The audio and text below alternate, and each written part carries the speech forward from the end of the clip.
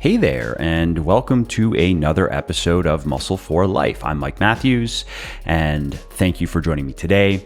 And if you like my podcast, if this is not your first episode and you are back for more, and if you come back for more regularly, go ahead and subscribe to the show in whatever app you are listening to, because then new episodes will be queued up for easy review and listening. And it'll help me because it will boost the rankings of the show on the various charts. And that, of course, then helps other people find me and my work. All right, so this episode is some commentary on a popular meme in the evidence-based fitness space, as well as the evidence-based medicine space. And it goes like this. If you are searching for things on the internet, if you are watching YouTube videos or reading articles, you're not doing your own research, but merely consuming content, an activity that is about as enlightening as fondling yourself while arguing with Chinese bots on Twitter. And this sentiment plays well with the peanut gallery because, as Aldous Huxley noted, the opportunity to maltreat others with good conscience, to misbehave as a form of righteous indignation, is the height of psychological luxury, the most delicious of moral treats. And so there's much hooting and honking about the benighted searchers of things on the internet, the watchers of YouTube videos, and the readers of articles. Now, William James once said that the deepest principle in human nature is the craving to be appreciated. And stuff like this makes me wonder if he had also considered the craving to feel superior. Anyway, this whole construct is so absurd that it hardly deserves attention, but why don't we gut it anyway and see what we can learn from its entrails? So, what is research? Well, if you ask the dumb dummies, they'll say something like, research is skillfully reviewing every study you can find on the matter and then determining the balance of the evidence, blah, blah, blah, blah. So basically, unless you are a trained scientist with more time on your hands than an unvaxxed Aussie under permanent lockdown, you are simply incapable of doing research and coming to good conclusions, but only consuming content and continuing to be clueless. Sorry, sweetie.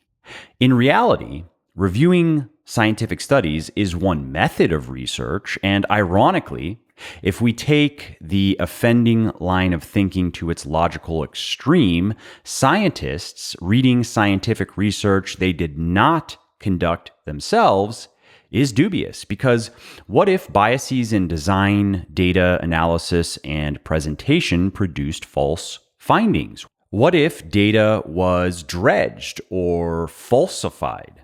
What if null findings on the topic were never published?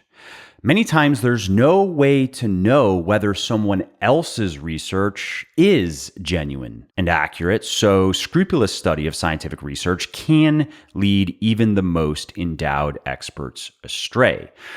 Now, you could say that despite its shortcomings, skilled scientific scrutiny is more likely to produce accurate outcomes than other haphazard methods of research, but then you'd only be making my next point for me, which begins with the definition of research. So the Oxford Dictionary says it is the systematic investigation into and study of materials and sources in order to establish facts and reach new conclusions. Webster's says it is studious inquiry or examination, with studious meaning marked by or suggesting purposefulness or diligence, and even the collecting of information about a particular subject. That is another definition of research that is relevant here. So right away then, we've learned that ferreting around on the internet to find things to watch, read, and listen to is in fact doing research.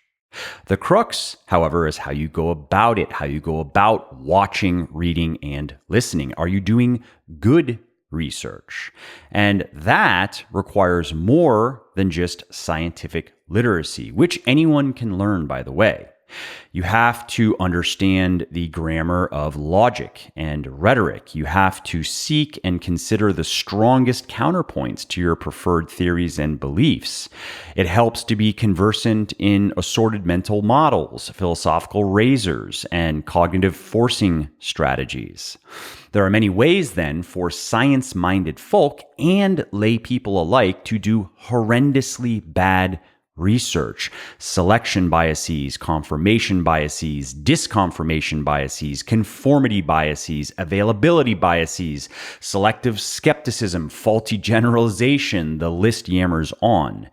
To suggest, however, that only formally educated specialists are capable of doing good research is like suggesting that only hookers are capable of a good tumble. So if we were to recast this meme to make it more truthful, it would declare that many people aren't good at doing their own research and could benefit from some metacognitive refinement, but where's the fun in that? No righteous indignation, no psychological luxury, no moral treat.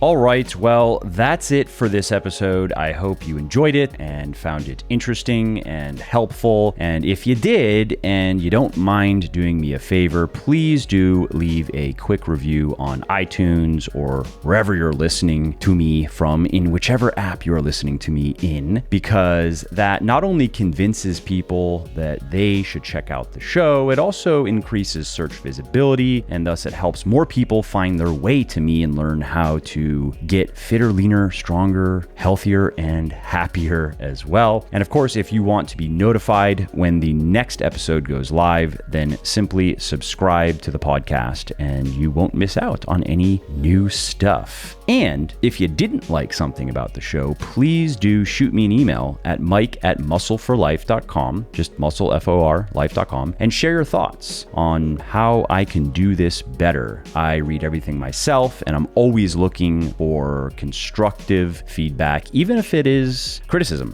I'm open to it. And of course, you can email me if you have positive feedback as well, or if you have questions really relating to anything that you think I could help you with, definitely send me an email. That is the best way to get a hold of me, mike@muscleforlife.com. And that's it. Thanks again for listening to this episode, and I hope to hear from you soon.